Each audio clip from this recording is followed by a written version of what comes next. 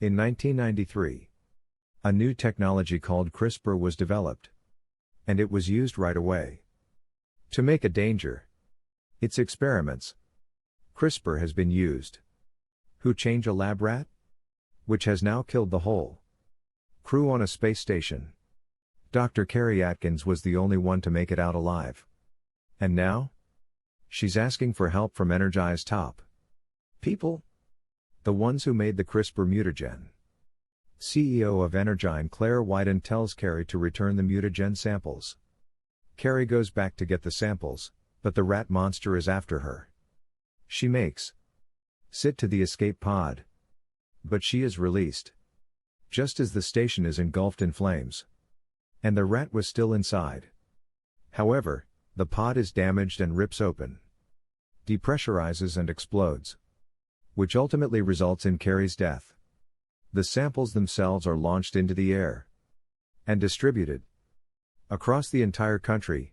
Davis, a primatologist, shows employees Nelson, Connor, and Amy a cage housing an ape.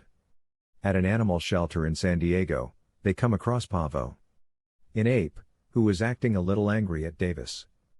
But Davis is able to calm him down softly. Right at that moment, a gorilla with albinism whose name is George charges in. Connor becomes irritated as a result of Pavo's reaction and he pursues Connor until George knocks him out of the way. Pablo is terrified of George until Davis calms him. With nerves, with a few words.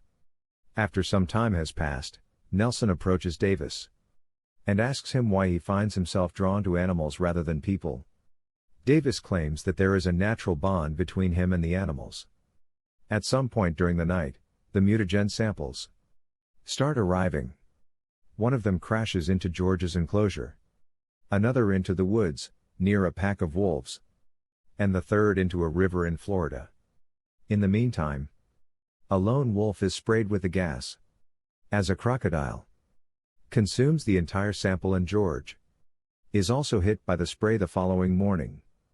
Davis receives a phone call to check on George and see how he is doing. They discovered George inside the enclosure with a dead grizzly bear.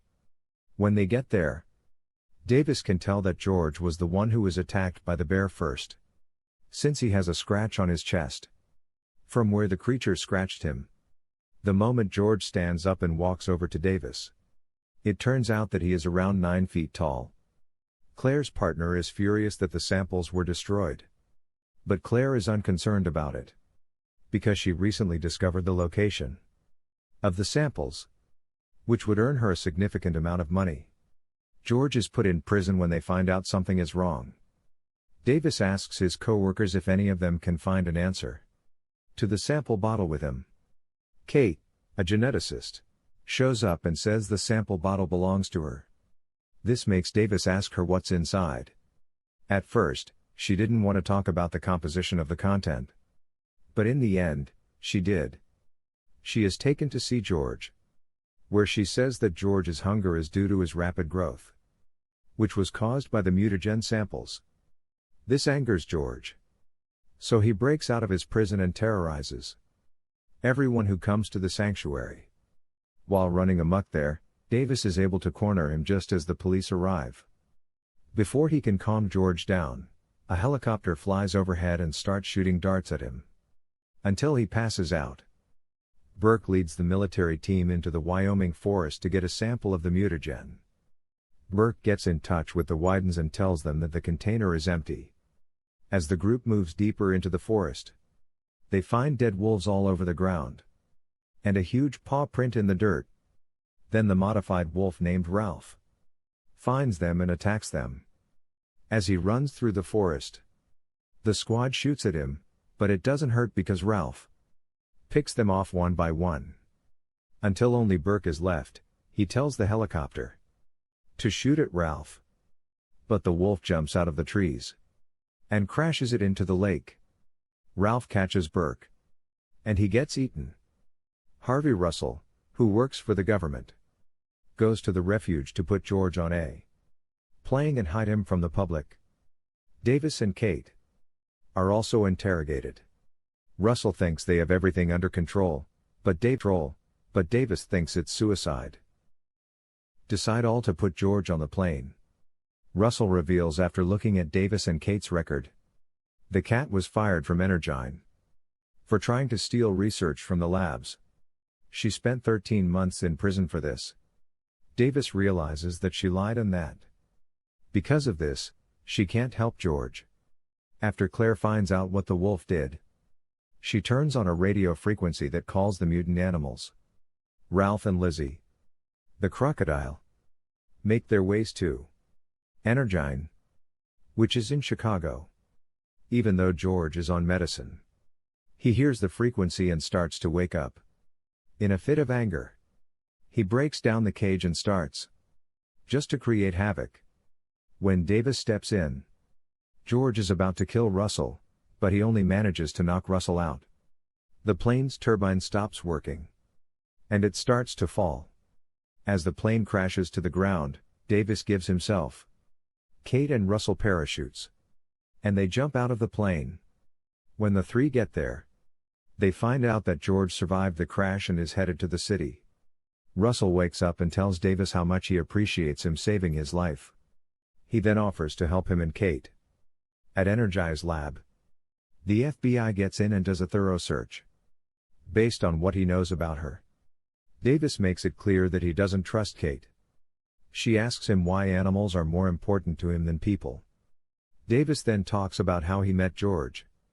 The poachers had taken his mother, so young George hid under the poachers' truck out of fear. Davis and his group found him, and the poachers were killed in the same way that they had killed the gorillas. Kate also reveals that her brother was diagnosed with cancer while she was working for Energyne, and she hoped that CRISPR could cure him, until she found out that Claire was making dangerous weapons with CRISPR.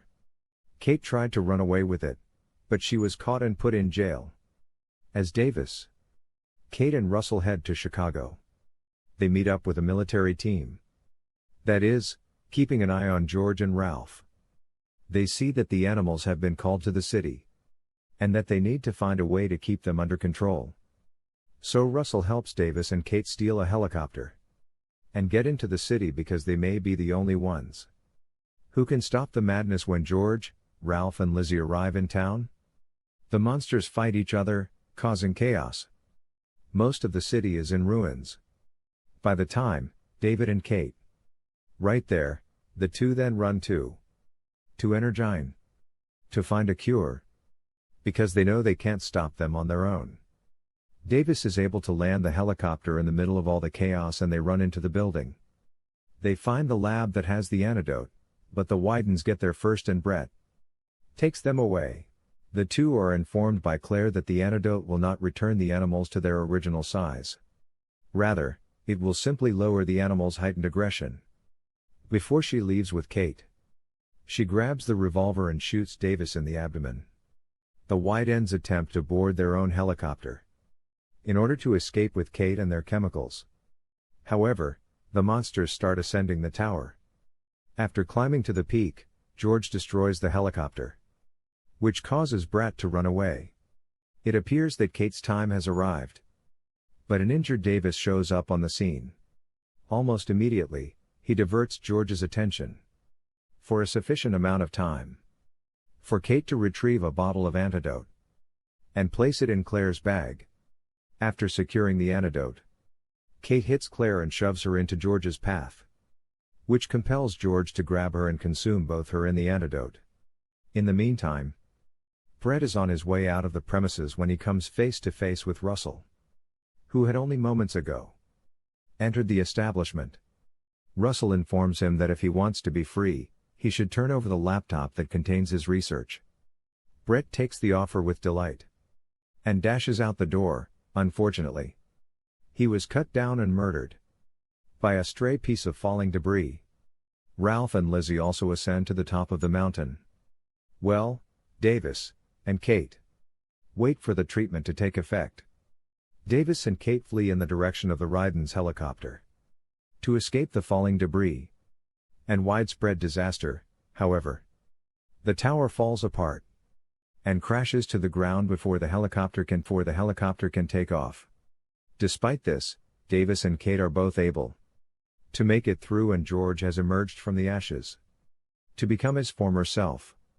On the other hand, Ralph and Lizzie are still wreaking havoc, so Davis and George have concluded that it's time to put a stop to it. To put an end to all of the commotions, the military intends to take fatal action. However, this would mean that George would be caught in the crossfire, hence, Kate rushes to Russell in an effort to delay the impending attack.